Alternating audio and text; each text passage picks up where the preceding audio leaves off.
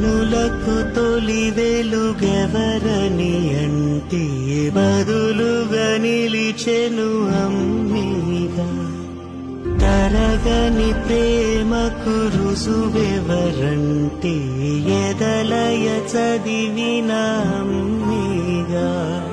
ఎదిగి ఎదగని నా ప్రపంచం నీతో నిండెను పూర్తిగా. ఎవరికి తెలియని నా సమస్తం